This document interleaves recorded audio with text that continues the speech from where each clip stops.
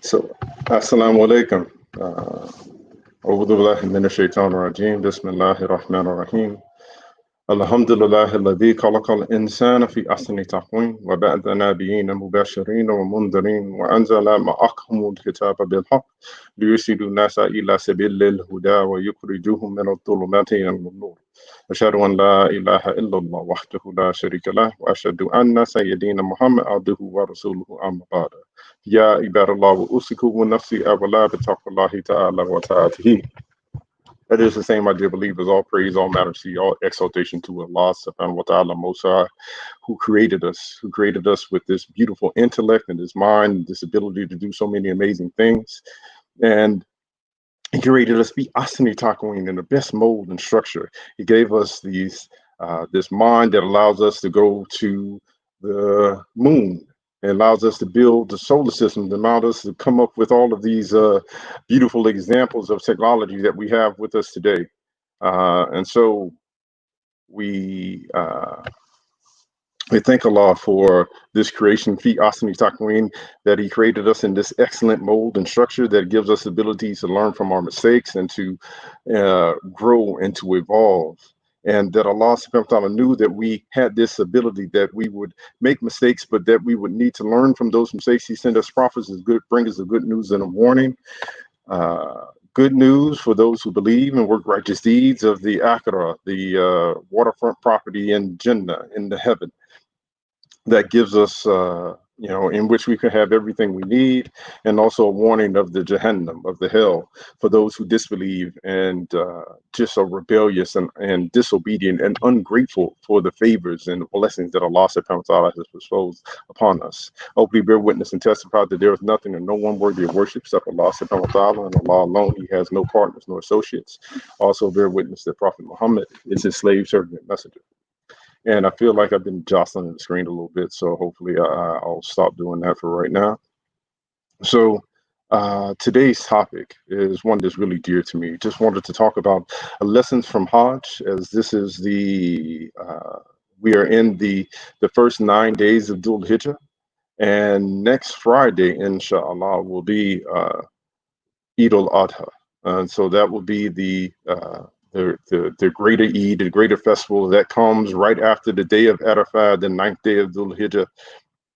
And so I just wanted us to talk and to focus a little bit about some of the lessons that we can gather and that we can take from this blessed month of Ramadan, and the blessings blessed month of Dhul Hijjah, and the blessings that come from the required pilgrimage to Mecca, Saudi Arabia, and following in the footsteps of Muhammad, but also really in the lineage and the footsteps in the history of Prophet Ibrahim alayhi salam, the father of all major religions, or all the Abrahamic faiths. Um, and so just kind of wanted to talk about why the sacrifice itself is so important. And so the sacrifice is a major part of the Hajj, but it doesn't, Prophet Muhammad, peace and blessings be upon him, focused on the day of Arafat, the ninth day, the day that comes before the Eid al-Adha, the festival of the sacrifice, as the most important day of the Hajj. So the sacrifice is important, but it's not as important as the day of Arafat. And as we have in many religions and many cultural expressions, or after something that's truly important, we have a celebration. So during the blessed month of Ramadan, after the day Ramadan, the night Ramadan is over, the next day is Eid al-Adha. And so we have this huge celebration that we come out and we share and we take faith. We have the Eid Salat. We do all of these things for the kids. So we are used to having celebrations after momentous events. And so after the momentous event of being on Mount Arafah, where we are praying to Allah subhanahu wa ta'ala sincerely, we spend a whole day in prayer. We listen to a khutbah. We spend a whole day in prayer, just earnestly asking Allah for His help and obedience. And this is the day during this blessed month of Dhul Hijjah that if you miss this day, you have missed the Hajj.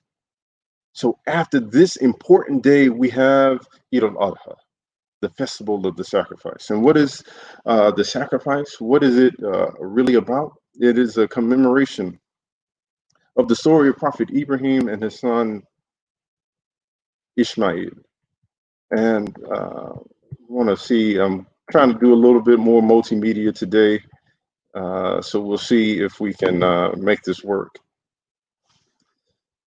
And I kind of want to come from the story of the Surah Al-Hajj has a huge accounting of the particular story that we're focusing on, and specifically talks about the sacrifice. And some of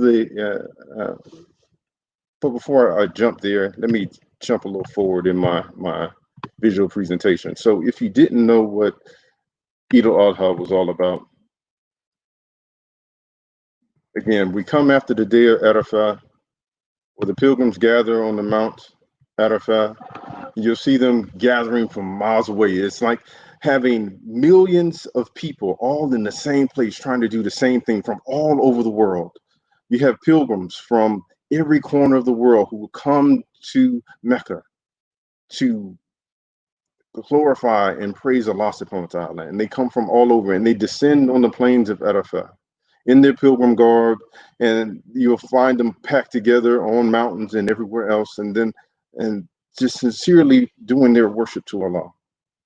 And after they spend this time at Arafah on the mount praying to Allah subhanahu wa ta'ala for anything and everything, praying for others and their friends and their families. Most people take prayer lists. After you spend this time in prayer to Allah subhanahu wa ta'ala, you spend the night in Muzdalifah. That's the plains of Muzdalifah. You just take a rest there. You spend the night there. You sleep out on the plains. And then the next day, you return back to Mina, the 10th city, as it were, and you stone the Jamrah.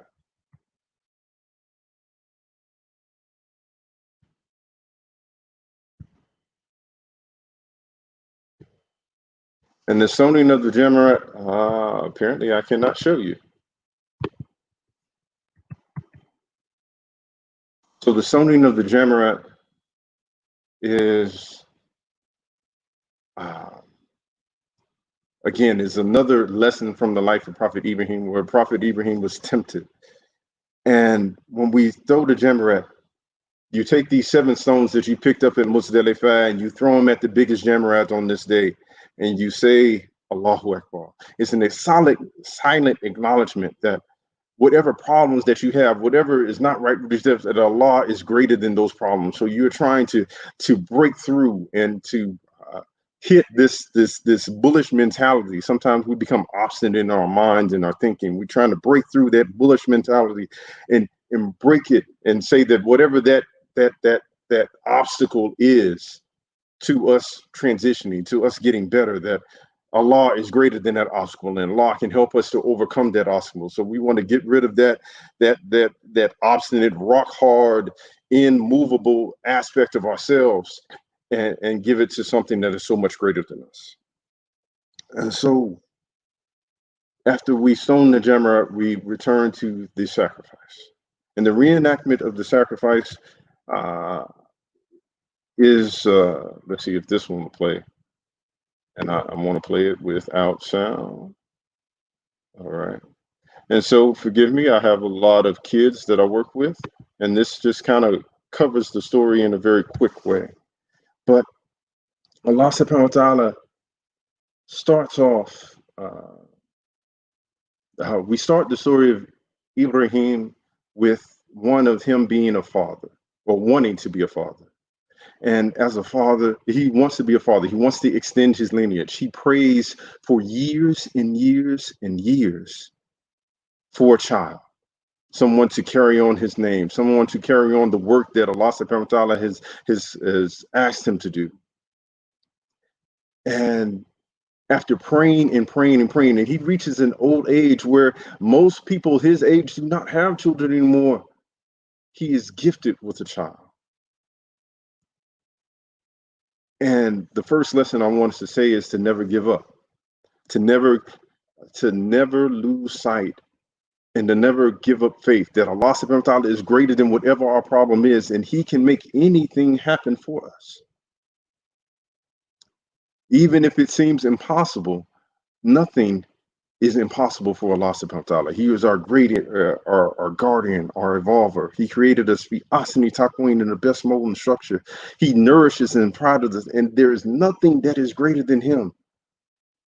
And so after praying and praying and praying, he is finally gifted with this child. And as we go through the different lessons in Hajj, I can't focus on everything because I will run past my time. But know that in Islam, we believe that the child that is of the sacrifice is Ishmael, the firstborn child. This is the child of Hagar. But the Quran is actually silent on whether it is Ishmael or Isaac, uh, Ishaq. It is silent on that because which child, Allah subhanahu wa ta'ala did not clarify that for us in the Quran specifically. We have a lot of tafsir and a lot of things that point to Ishmael being the child of the sacrifice. But realistically, as parents, thinking back on it, if you've been praying for a child and you were end up being blessed with not one but two, would you want to sacrifice either one of them? Would it truly would it be easier for you to sacrifice your first child or your second child when children and progeny were the thing that you have been praying for and wanting the most? And so another aside in that we know, since we as Muslims, there's a lot of tafsir around it being Ishmael, that we know Ishmael was that Prophet Ibrahim alayhi salam let Hagar, his wife, and Ishmael, his son, left them near the Kaaba, what would become the Kaaba and what would become the well of Zamzam, and left them on their own. And Allah subhanahu wa ta'ala allowed him to return every once in a while. But in essence, Hagar raised Ishmael. And so when we go into the story that Ibrahim has a dream that he has to sacrifice his son Ishmael. And when he comes to Ishmael and tells Ishmael the dream, Ishmael says that we have to follow whatever the command of Allah. And if we follow the command of Allah, then you will find me an obedient servant. And again, one of the truly important nuggets of this is that our children,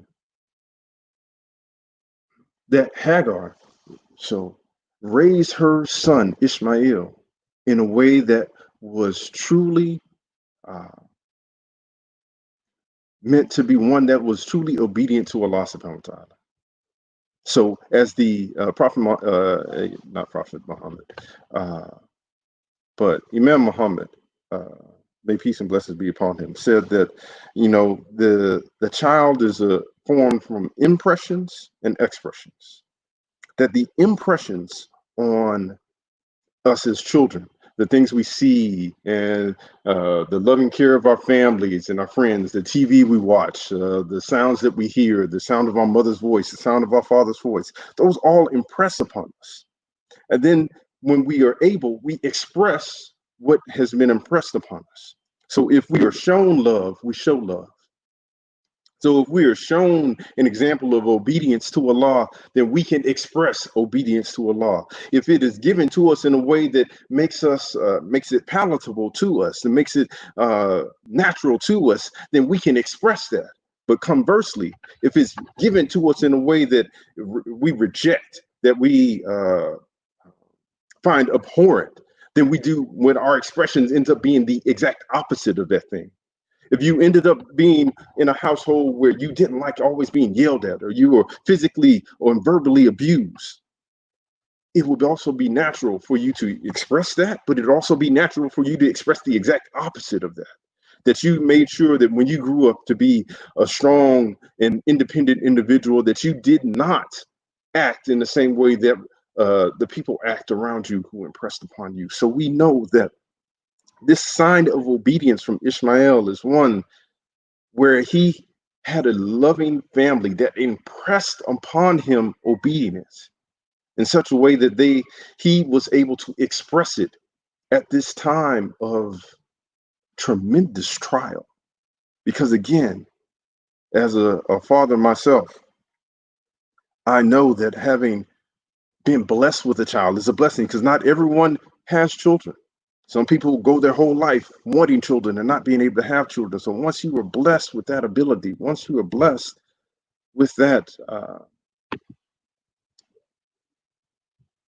once you are blessed with that beautiful gift, to then be asked to sacrifice it, it's a huge and tremendous thing. But Ibrahim alayhi salam is unique, one of the most obedient servants of Allah subhanahu wa ta'ala that we see in the Quran, just like all the prophets, but one of the most obedient servants. So he takes Ishmael up onto the mountain, and he has the knife, and he is ready to halal, to slaughter his child. And just before the knife comes down, the angel Jibril stops him and says, "You have fulfilled the vision, that it was not the sacrifice of your son, but your willingness that Allah subhanahu wa ta'ala was seeking." And so then a ram is sent down and said, and then the angel Jibril says to sacrifice this ram in place of your son. And so what we are asked to do, is one of the rites of Hajj, is to offer a sacrifice. Now, the way this happens,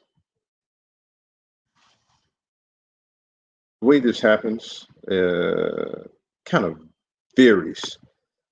Most people, when they go on Hajj, they pay for their sacrifice as the beginning of their trip.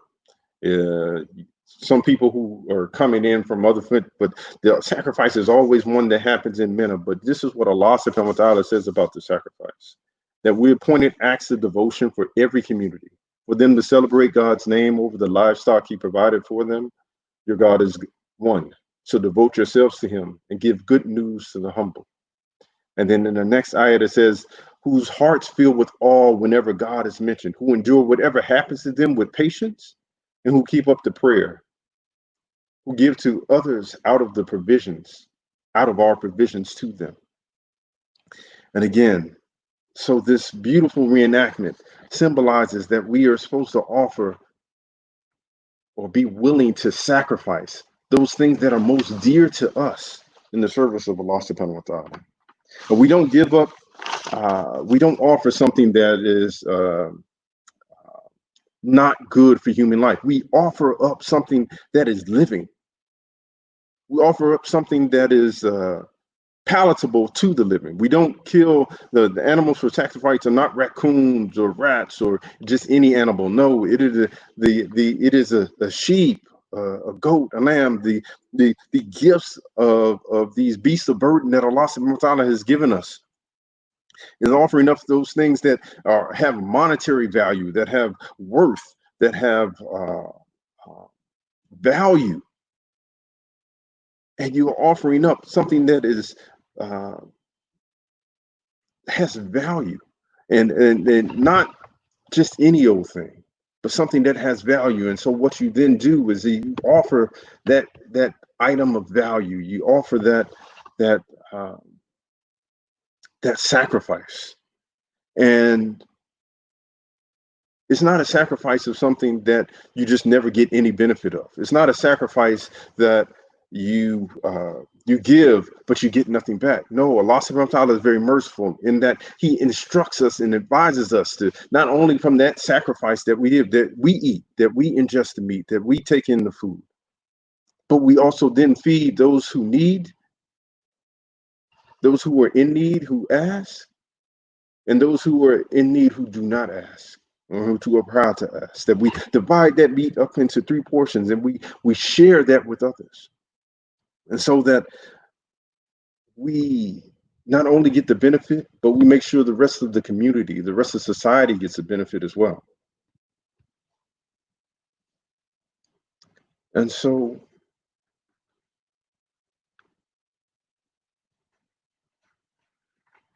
this sacrifice is, again, just to kind of bring it home. This is the sacrifice. When we look at Ibrahim's sacrifice, it was one of the thing that he wanted most in life. And we have to ask ourselves, what is it that we want most? What is it that we truly value? What is it that makes, that makes it easy for us to get up in the morning. And then to think about it and say that if we're willing to sacrifice it to a feasibility in the way of Allah, if we're willing to sacrifice our time, so many of us love to be able to veg out on the TV. Do we willing to sacrifice our time for Allah subhanahu wa ta'ala? We're willing to sacrifice our money because a sheep or a cow, these things are not cheap. Are we willing to sacrifice our hard-earned dollars and give back in the cause of Allah subhanahu wa ta'ala? Are we willing to give of our time, our efforts, our physical selves to do work for the masjid or do work for some other community good, whether it be being Boy Scouts or Girl Scouts or going to vote, doing something that you know has a benefit not only for you but for others in the community? Are we willing to make that sacrifice? Right now, we are all being masked in this COVID-19 era. The reason I'm coming to you from my home right now online is because we're all being able to asked to wear masks, and we're being asked to sacrifice our ability to leave the house in the way that we are used to. We're being asked to sacrifice the way that we're able. We used to be able to just jump out and run and go wherever we wanted to go. We're being asked to sacrifice that. We're being asked to stay home. We're being asked to put a mask upon our face. We're being asked to do these acts not only for ourselves, but to protect others. And how many of us are willing to make that sacrifice?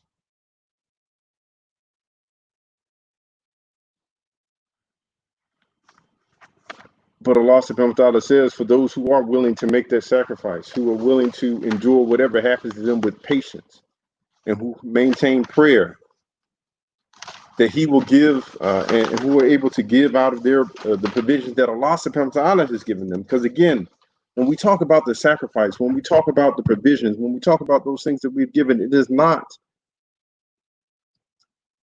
Allah subhanahu wa ta'ala has made us able to do all the things that we're due. He created the environment. He set the dominoes up so that we could be born to the parents we were born to, be educated in the school system or the educational system we were educated in, that we can get the degree or the job that we were given, so that the money that we make is not ours. It's not ours alone. It is a gift from Allah subhanahu wa ta'ala. So when Allah subhanahu wa ta'ala asks for us to give, we should give that willingly.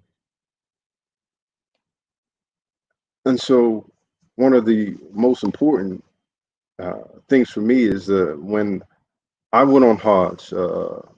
Hajj for my wife and I was really our honeymoon.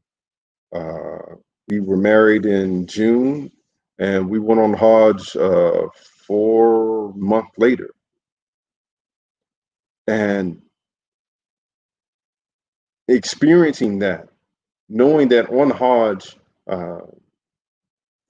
my wife was carrying our firstborn within her belly at that point in time, it made the rite of sacrifice really resonate more strongly with me,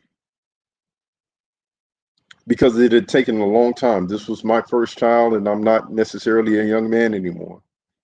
And the fact that we brought along with us the first child that we would have as a husband and wife to this blessed pilgrimage that Allah subhanahu wa ta'ala has asked us, and then having to walk in the footsteps of Hagar, having to perform all of the steps and following the footsteps of Abraham alayhi salam, may Allah subhanahu wa ta'ala be pleased with him, and then having to think about the fact of having to sacrifice, or having Allah ask me to sacrifice my child. It made me, when I came home, it really emphasized that I wanted to make sure that I made a sacrifice so that Allah subhanahu wa ta'ala would not ask for the same sacrifice of me. It made me want to make sure that I slaughtered a sheep or a goat in my children's name, so that Allah, and made that offering as good of an offering as I could offer, and with as much devoutness and much sincerity as I could, because I did not want Allah subhanahu wa ta'ala to ask me as He asked Ibrahim for the sacrifice that he made. And we might think that sometimes that, this was unheard of. But if we look at our modern society and we look at the modern context that we live in now, it is a part of Allah's decree, or it happens within Allah's decree, that children are being sacrificed every day. And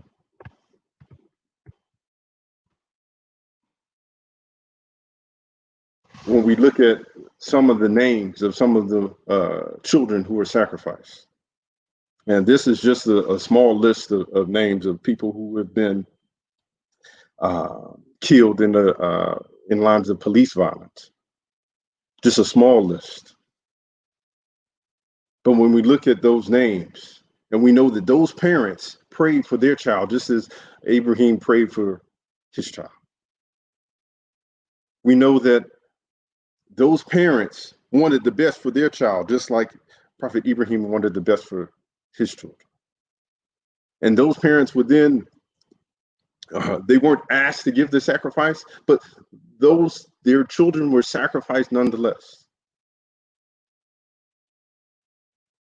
And so we have to then take from that even in that example, if that inna lillahi wa inna ilaihi raji'un, certainly from Allah we come, and certainly to Allah we return.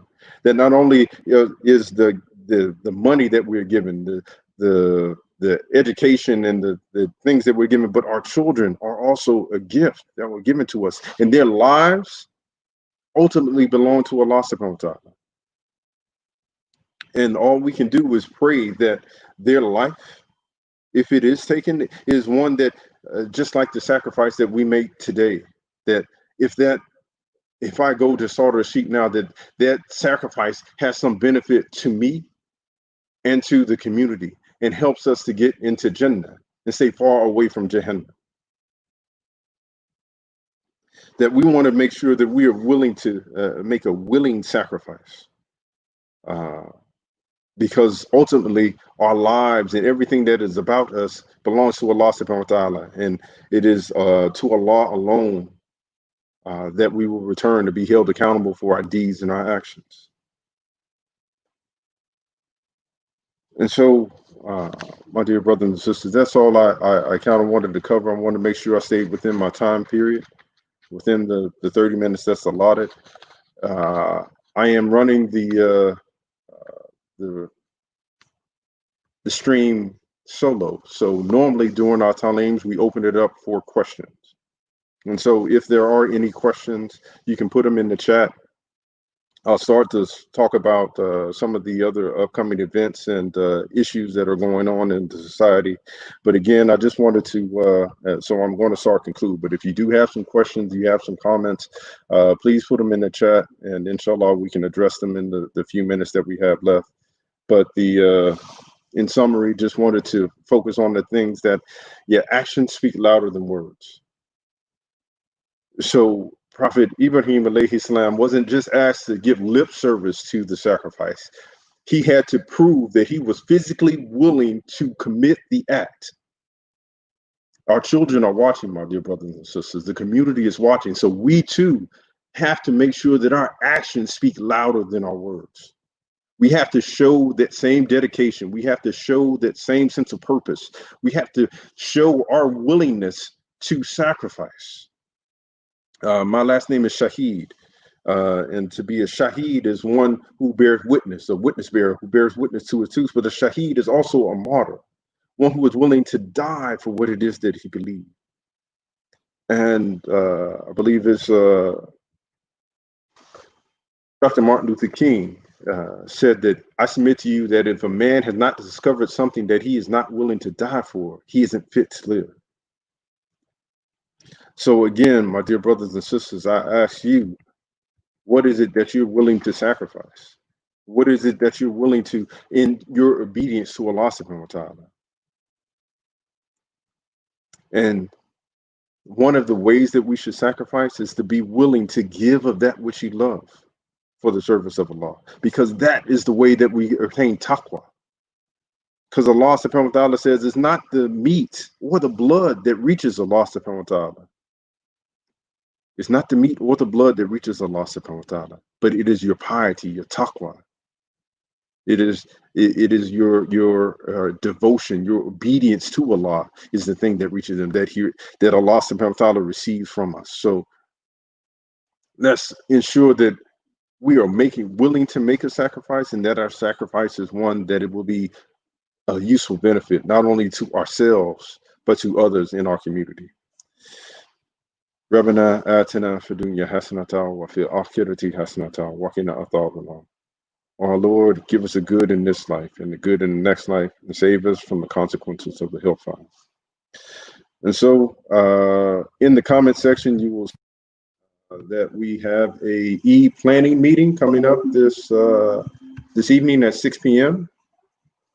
So please, if you are able to participate in and you're local to Houston and want to participate in our planning, dial in at 6 p.m. to the number that is there. Also, Eid al-Adha Takbirat will start at 9 a.m. and the Salat will be at 9:30. And again, it will be online. It will be live streamed on both the Masjid WDM Facebook page, the Mercy Community Center Facebook page, and the Masjid WDM YouTube page. So you can also see it in all of those activities. We're also asking everyone to complete an Eid survey so we can figure out how best to provide an amazing COVID-19 compliant Eid celebration for us as a community. So please take the time to fill out that survey. As always, again, even though the masjid is closed during this COVID-19 pandemic, we're asking, the masjid still has needs. It still needs to be supported by those who believe. So if you are able, please give generously in zakat, and you can go to the masjid's, the various masjid pages of the various ways in which you can donate or listed in the chat. And if you can't figure out those ways, you can always just go to our web pages. All of our web pages have donation links, and you can go to that donation link and state what that donation is for, whether it be for the Eid or the festivities around the Eid, or it be for just your normal zakat in terms of keeping the masjid maintenance going. All of those things are there for you. So with that, I do not see any questions. So we'll go ahead and close out. Assalamu alaikum wa rahmatullahi wa barakatuhu.